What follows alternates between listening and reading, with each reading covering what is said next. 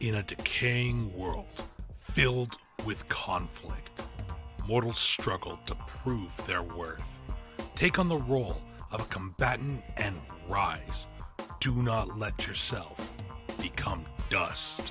This week on Schedule for Launch, join me, Zach Walsh, as I talk with Joel about his upcoming tabletop role-playing game, Dust, in a desert setting. Take on the role of a being on your path towards ascension. We talk design, limiting yourself, and working with others.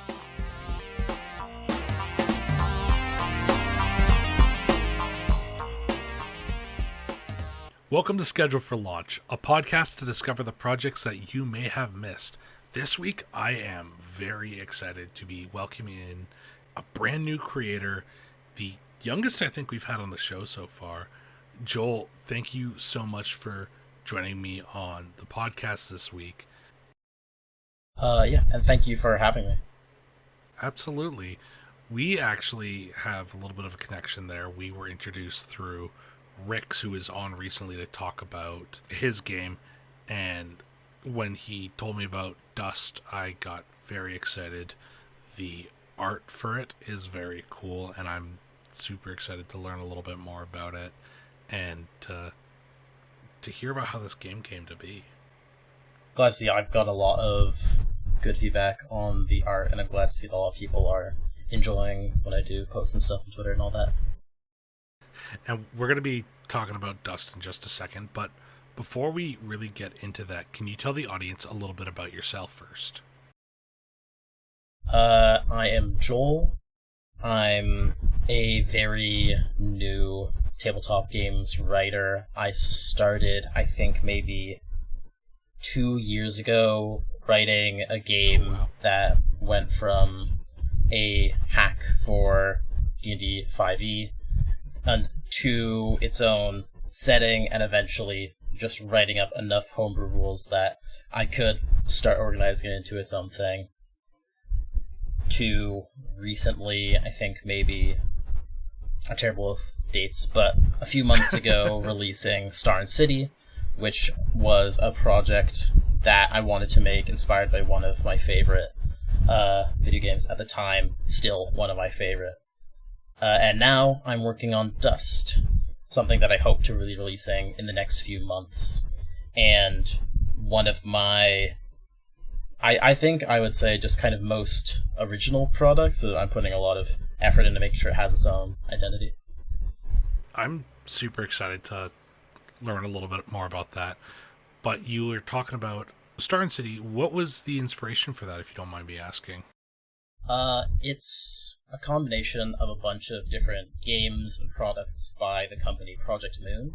They make Lobotomy Corporation, Library of Runia, and they also do a few books and comics and stuff, or like webcomics and webbooks in the same setting as both of those games. Okay. What's their genre then? Sort of, do you know SCP? Yeah, I love SCP. It's a interesting interpretation of that sort of setting where there's these strange supernatural happenings in a modern or slightly, in their case, futuristic world where there are all these groups that are working to sort of keep it under wraps, make sure the average person doesn't need to deal with it. And in their case, there's a lot of specific references to different classical literature and stuff, and there's clearly a lot of research and thought going into their stories that I really, really enjoy. Okay, it kind of reminds me of The Secret World as well, which is a personal favorite IP of mine that's getting an RPG soon. That is kind of like where that game started, and that's where you started, and you started as a 5e designer. Can you tell us what Dust is then?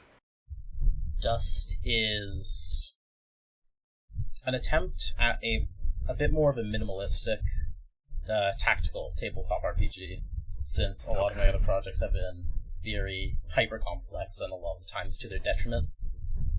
Dust is what a friend of mine describes as a battle egg, where the combat is very preset. the map is always the same size, you're always working with the same resources, and it's more so about working within those confines, both as a designer and as a player, to create interesting tactical situations.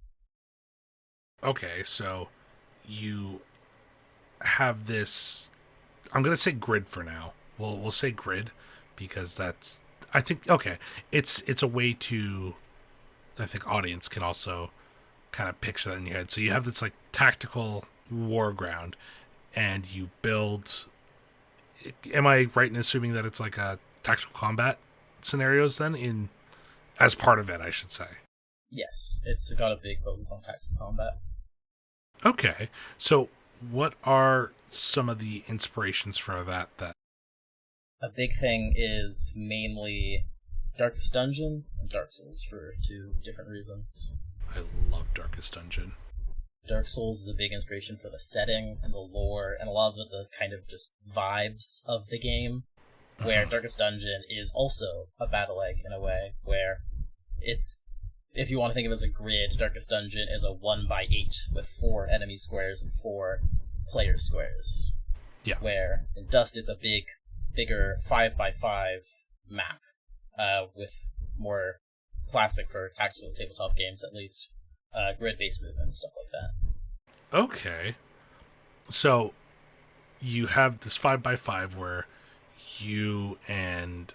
Is this a tabletop role-playing game for more than one person? Is it a like solo RPG, or is this like a group RPG in the vein of, like, for comparison, like 5e?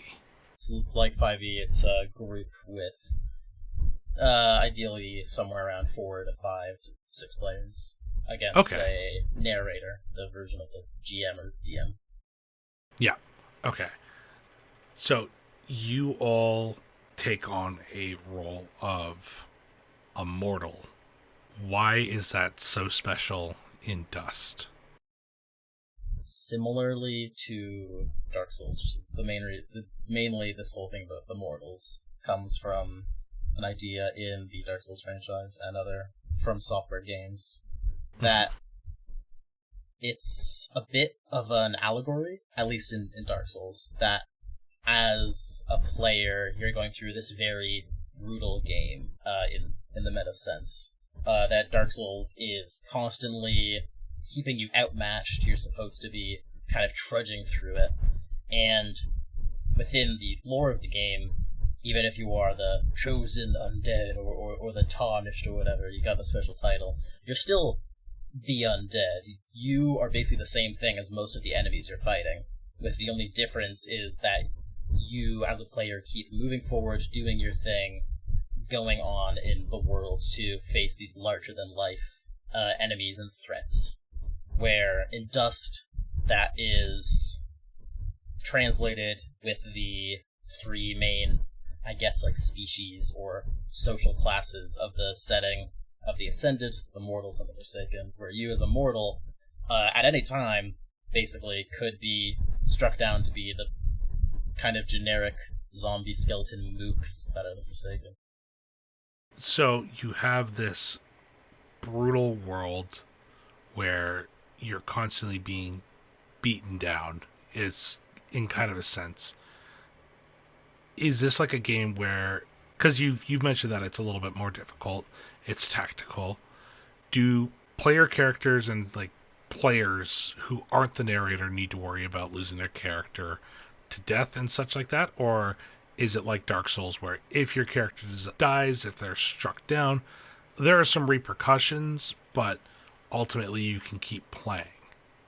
Yeah, I would say it's closer to that. I really, as a tabletop game player, I really don't like the idea of that group that's like, oh, it's not real D&D unless a party member dies, and it's like, yeah, I don't know. The whole point of this genre is to sort of build up these groups and these dynamics between characters. And losing a character is like, as from like a game design standpoint and as like a more video gamey look at it, makes sense. Like, it is a high risk for you to worry about. It makes people get more invested into it, but there's just so many caveats and risks to it I like the idea more so that this game is difficult in a way that all of your actions are very high risk. Everyone does a ton of damage, people have low health, but generally, you're not going to be straight up losing your character all the time. It's just there to enforce the idea that when you take an action, when you hit a guy, when you do a thing, you're going to be expending a lot, and you're going to be doing a lot with that one action. It's interesting to me because when I looked at this game, it reminded me a lot of... There is a phenomenal indie game made by a very small team called Kenshi. I don't know if you're familiar with this game. It's a computer game. I do know it, yeah. Okay. So, this is a game that is known for its brutal difficulty, high learning curve. But the interesting thing to me, and what draws me to Dust so much, is first of all the setting, and that everybody pretty much plays by the same rules. So, a powerful NPC that you can interact with in that game, you can get to the same level as them. It'll take time and commitment, but like, you can do that. Is that kind of the case for Dust 2? Where... I wouldn't really say that, but in terms of setting of Kenshi, it is pretty similar with this deserty wasteland area with a strange mix of technology and classical, like, sort of medieval type melee weapons and armor. Okay. But in terms of how you see NPCs, Dust has this, in terms of its setting at least, less so in its gameplay, but in the setting, you are very clearly at the whims of these larger-than-life, godlike figures that are the Ascended, the main things that you're going to be prompted to fight against. Okay. Well, let's talk about that a little bit. Let's talk about the setting of Dust.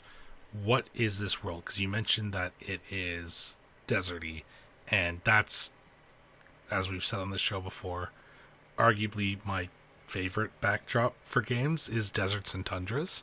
So let's talk about this a little bit. How'd this world come to be? Well, a big part of the game is that no one really knows the full story. Okay. There isn't a ton of lore dumps in the game or anything. The section on the lore is about, 3 pages long right now. It gives you a basic, maybe, 2 to 3 paragraph description of the main, figures of this world, the places you could go. But a lot of it is interpretive, in the sense that there are small, within the book, they're shown as scraps of paper and notes that are handwritten by some sort of explorer from the Risen Empire, this group that's come back from this strange, mysterious dark age that's caused the desertification of the main land of this continent they live in. And a lot of it's built on the idea that you're piecing it together as you go through the book.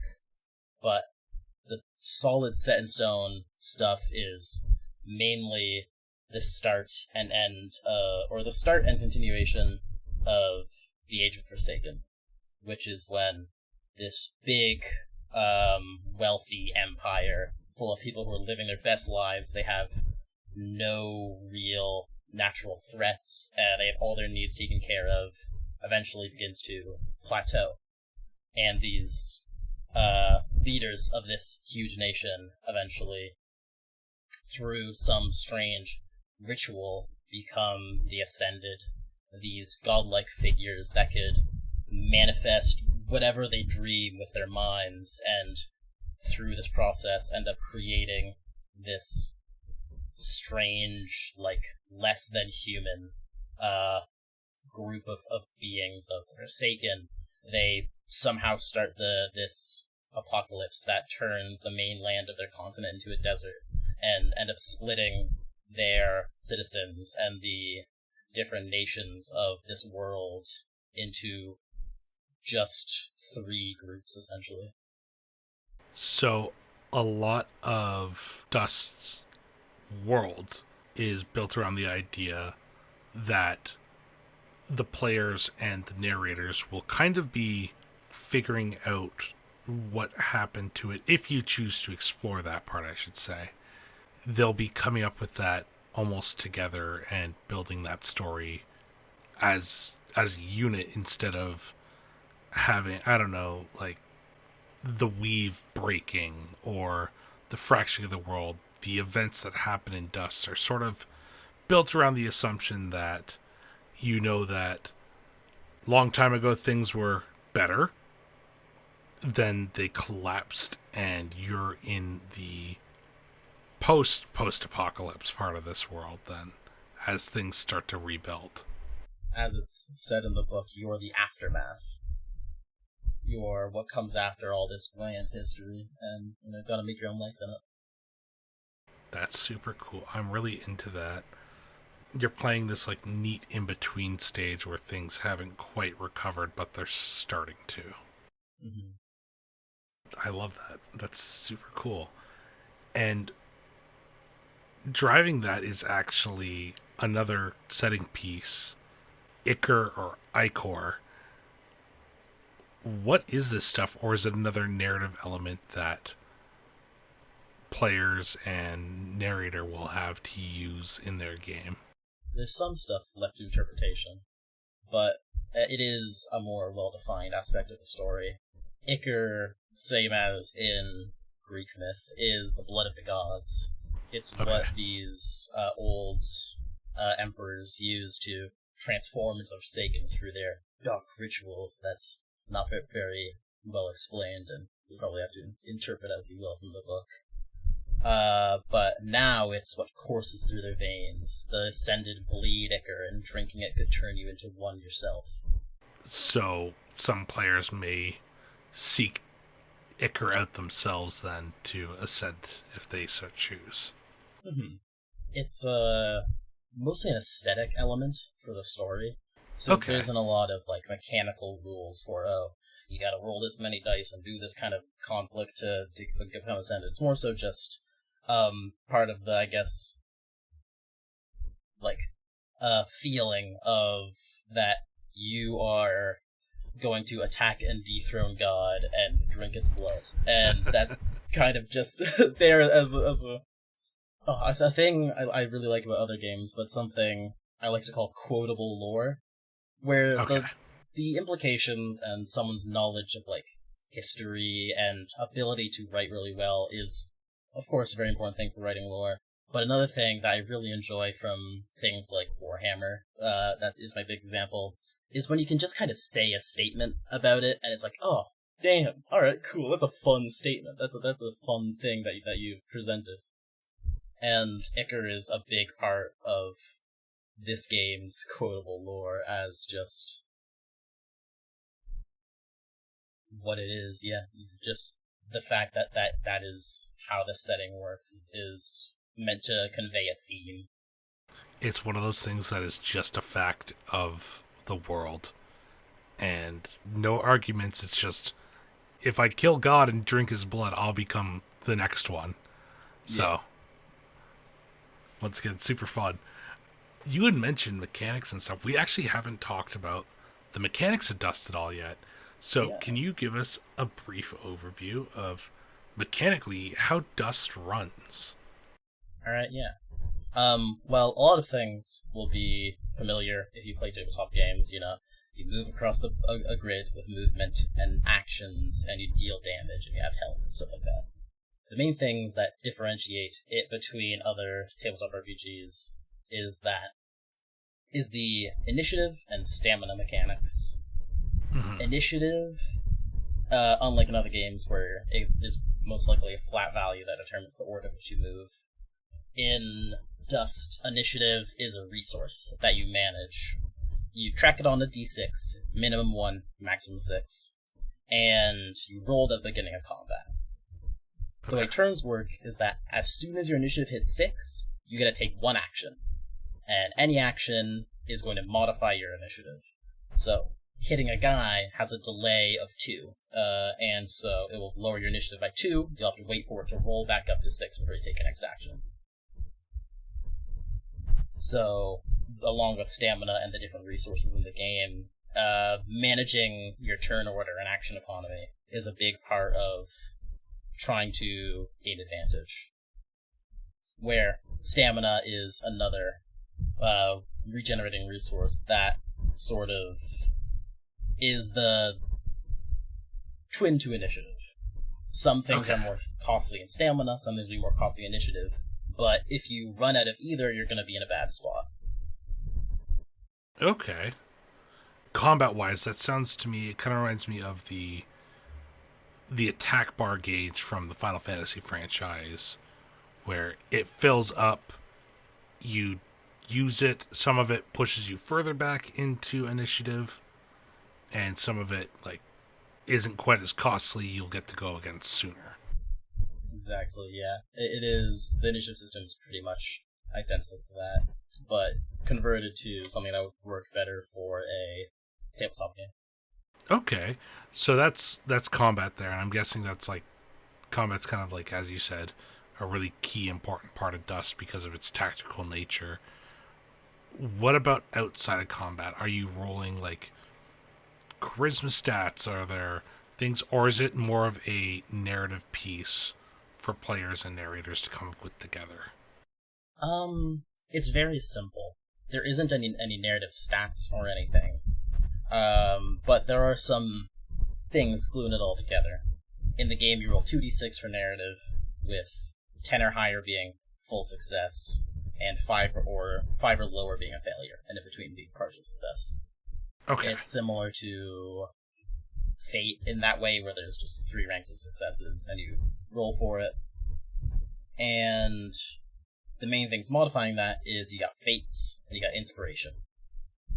Whenever you roll, you can spend Inspiration to increase the roll after you already see it. So, it's like, I have actually never played Fate, because the system is so similar. I have heard a lot of things about Fate from developing it, but I'm pretty sure that's basically how Fate points work in Fate games.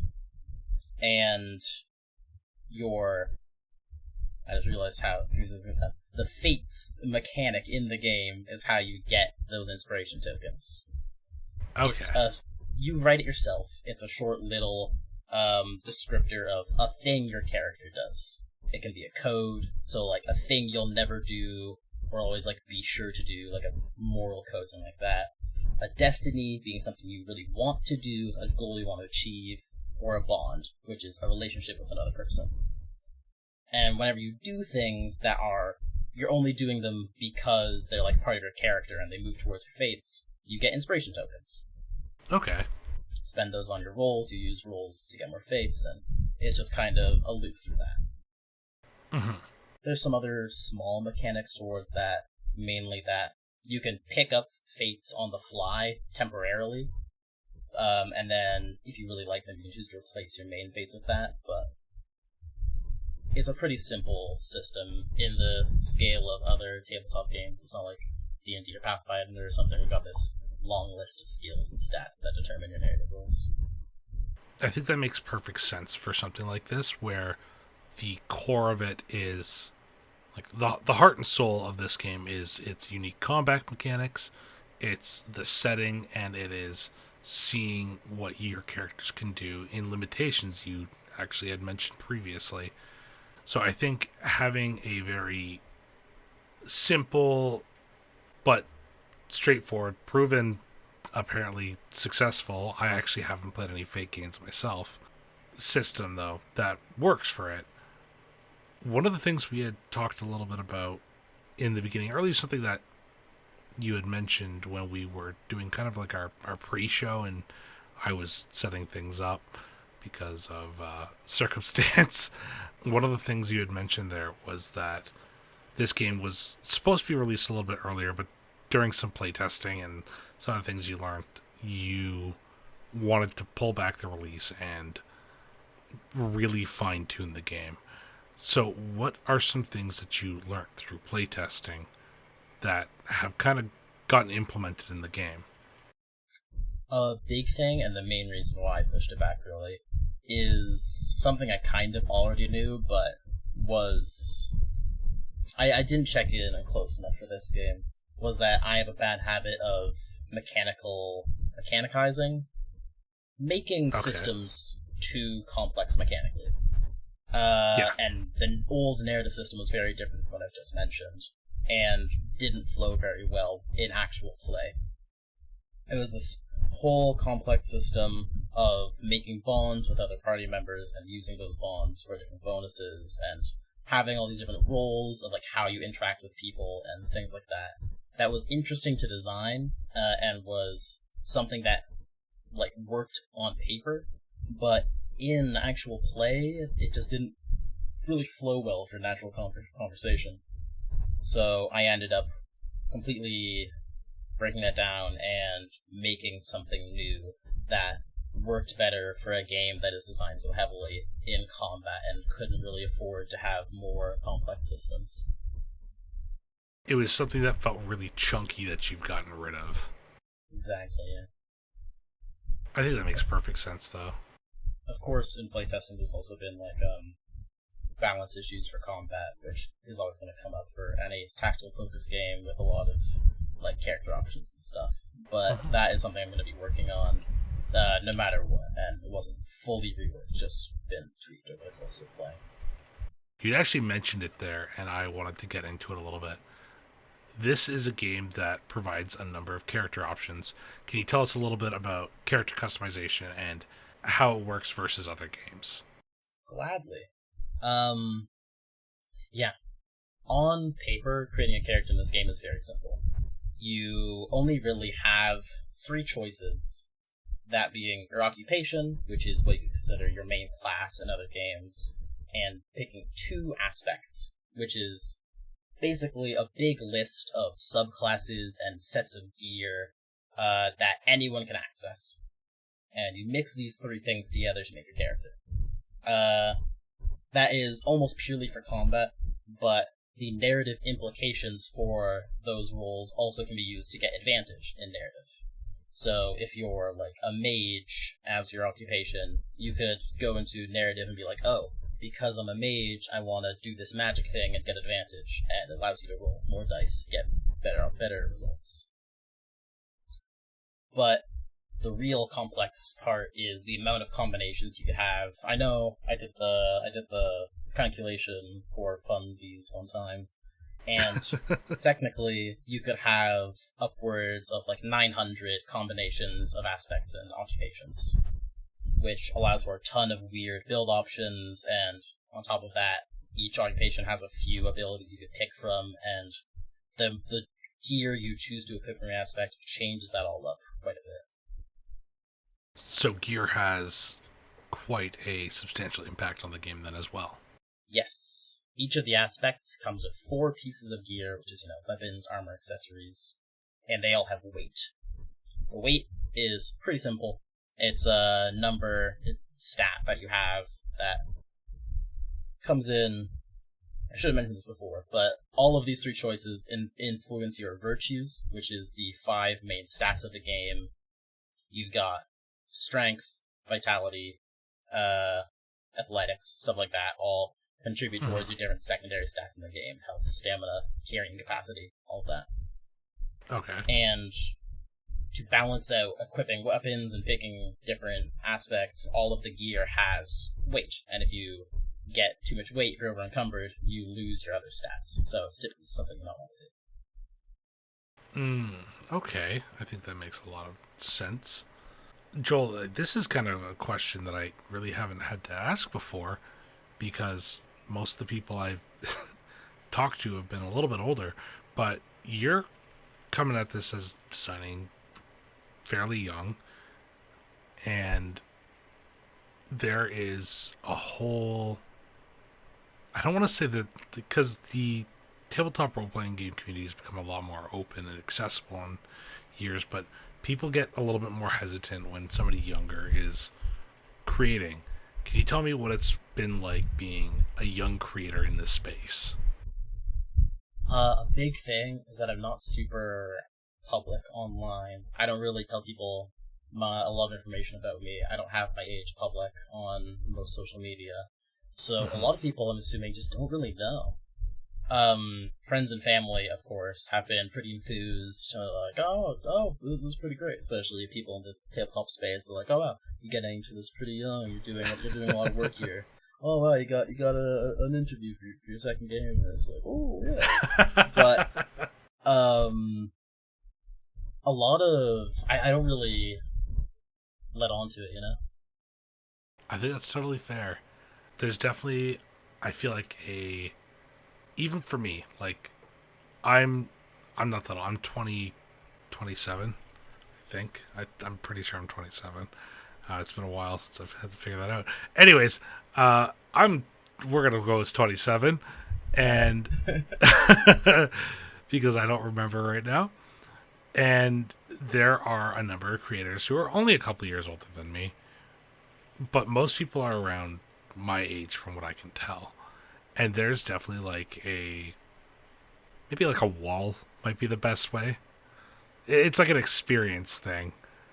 And it can be super intimidating. So I'm really glad that you pushed through and not only put out one game already, but you're already working with your second game, and you were kind of one of the first people picked up by Dark After Games, which is something that I wanted to talk a little bit about from what you can, because obviously not everything you could talk about. What was that like when that was offered to you, like to be put on with like a production label, basically?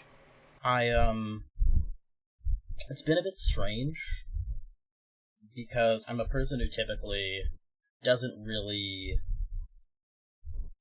I want to say take things too seriously, but that's not really the word for it. Yeah. I take things how they are. I don't typically plan too far ahead for things, and I don't really like to get dramatic or emotional about things. I typically try to stay pretty realistic in whatever I do. So It's been a lot of people around me being like, "Oh, this is a big deal," when it feels kind of like we're just getting started, and that a lot of it is going to need to be like, I'm going to need to see some results, because I know that just because I have people helping me, it's not going to write the game itself. I'm still the one doing this, and I especially don't want it. This is going to sound like Rix and like the people in Dark After are like weird or something, but I really want to make sure that I'm not relying on them, right? I think that's a better way to say it, because I want it to be like my products that I'm getting some help with for the more professional things that I don't really know about, like getting information about how I would end up eventually printing my games, or how like actually officially publishing things is going to work out for me and all that. Yeah. I think that's a hugely important thing that we should also note here with you and Dark After, is that it's not like they're providing assistance, and that's assistance in things where like most people wouldn't have access to how to market their game, or like somebody to come and edit, or I mean, sometimes it's just been like hey, make sure you're posting on your socials. To me, from what I understand how it's been conveyed, a little bit through you, a little bit through Rix, is a lot of the relationship is just a way to be kept on track, make sure things are running smoothly. But from what I understand, it's really still you just working on this game.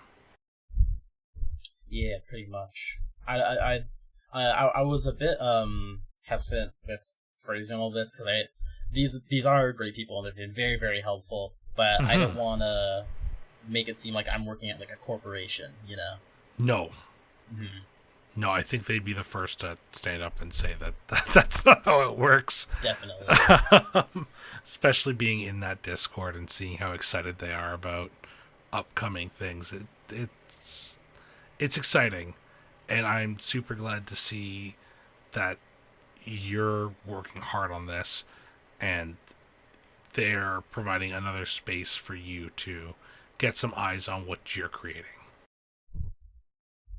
Yeah, it's I know it's a lot of it's going to come in once it's actually released, because Yeah. with Star and City, they have done a lot to help with that, making sure it's posted on drive-through and everything, and doing a lot of the things that I don't really know as much about, with all the more professional aspects of it. And I know, especially since Dust is turning out to be a much bigger release, I've gotten a lot more press on Twitter and stuff, and I've gotten a lot more people involved in it.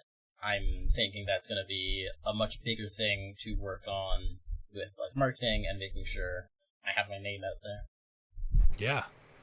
Speaking of marketing, I think one of the most important things to address when we talk about tabletop role playing games is actually the art. Because the game can be incredible, absolutely stunning, and I've seen this, but the art falls flat and people just don't pick it up or give it a shot.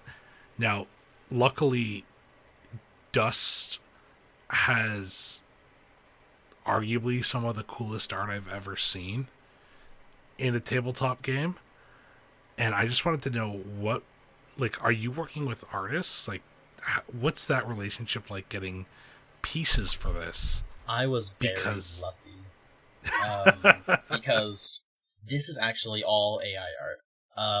oh, I got into the closed beta for Midjourney before I worked on this, and it's open now. You can get it publicly as long as you're subscribed to their subscription service.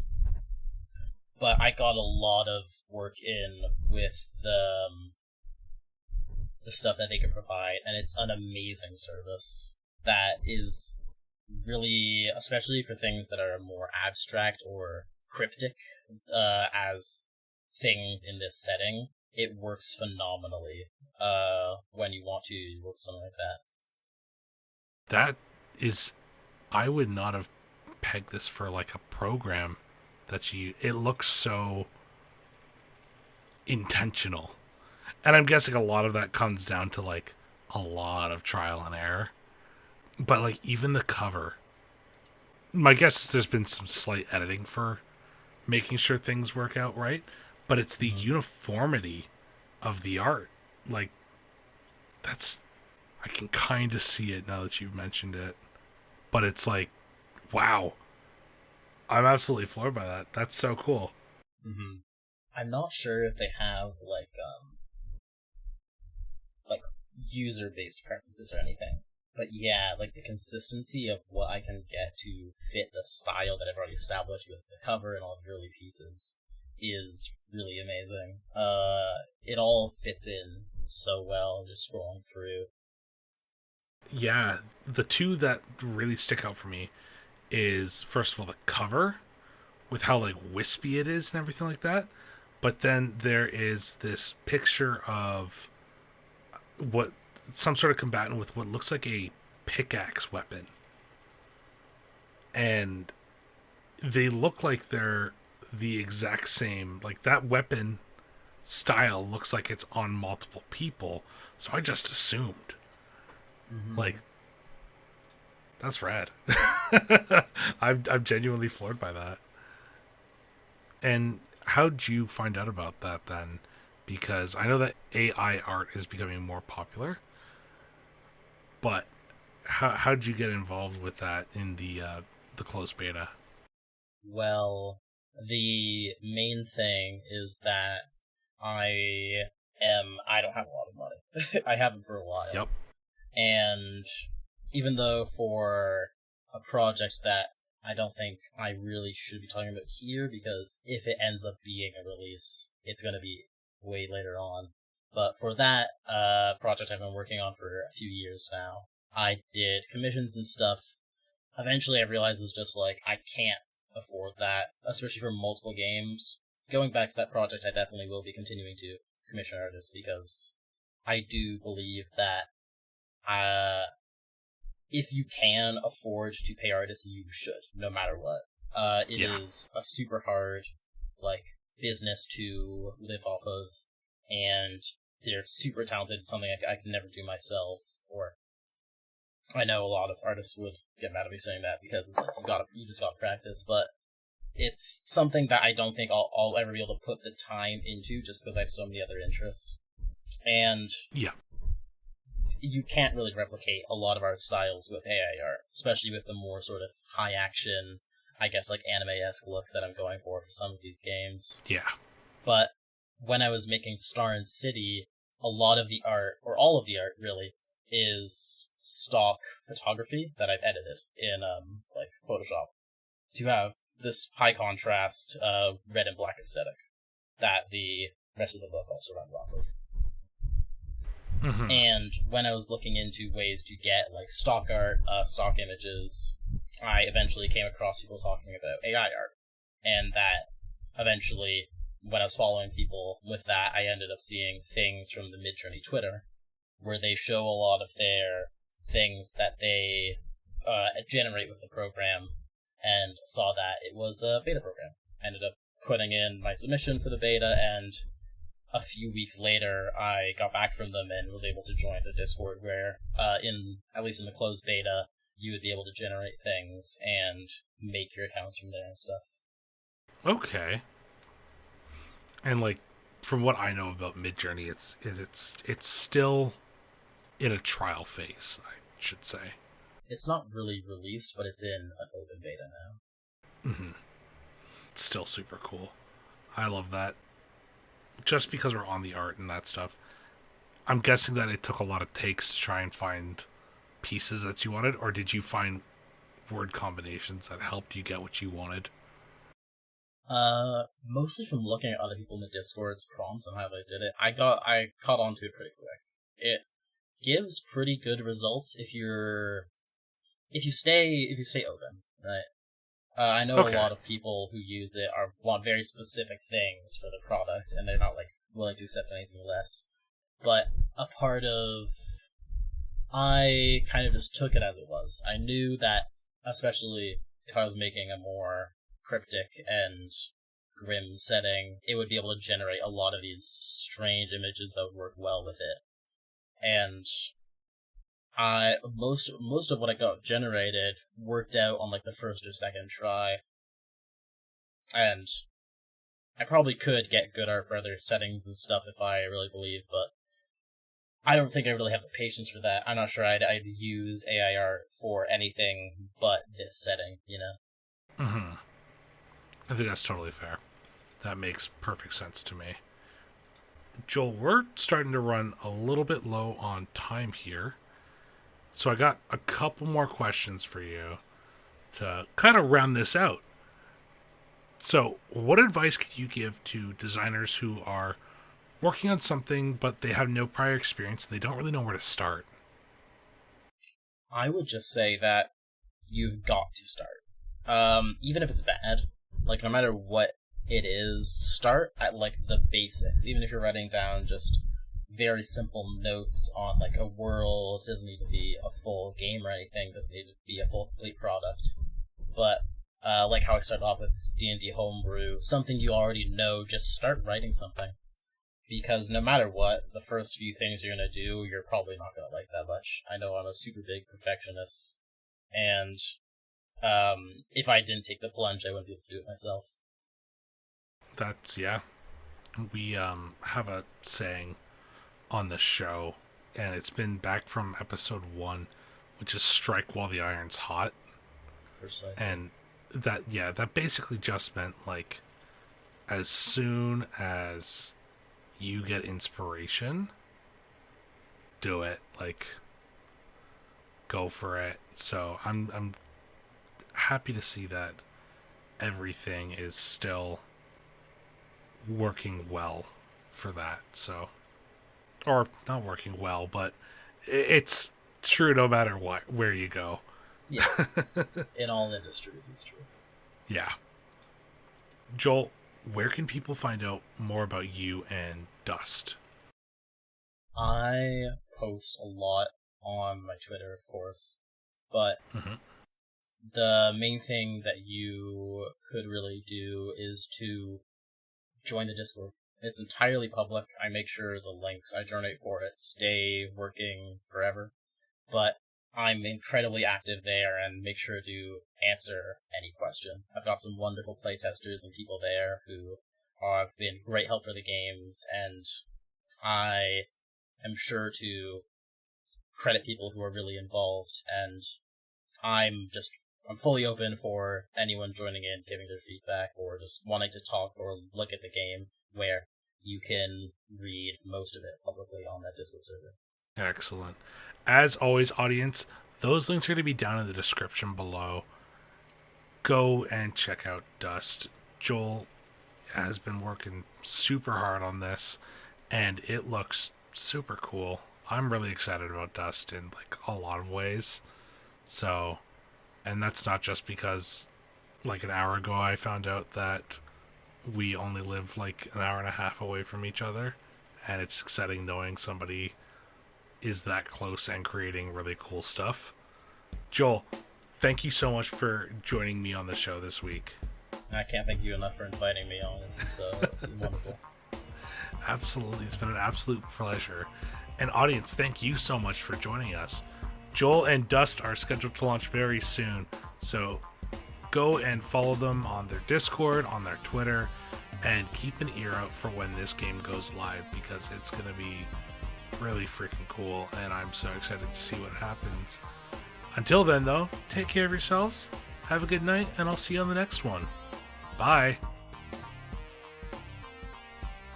Thank you so much to Joel for joining me this week on the show. Dust is a super cool game and something I'm really excited about. The grid-based combat sounds like a nice change of pace, and I'm always down for that desert setting. Go give Joel a follow, and make sure that you're out there listening for when this game goes live. And listeners, thank you so much for joining me this week on the podcast. We are, shockingly, getting up to almost 1,800 downloads now, and that has me very excited. I'd love if we could get there by the end of August, but we'll have to see. If you like the show, though, and you want to hear more, why not leave a review somewhere on the internet, or go tell a friend? Word of mouth is the only way that we grow here, and I'd love to continue growing with all of you, because you're all so amazing, and I've had so much fun with this. Next week, we are going to be talking about a game that actually first started out in the Goblin Game Jam, and I think a lot of you are going to be really excited about this one. Until then, though, take care of yourselves, and I'll see you on the next one. Bye!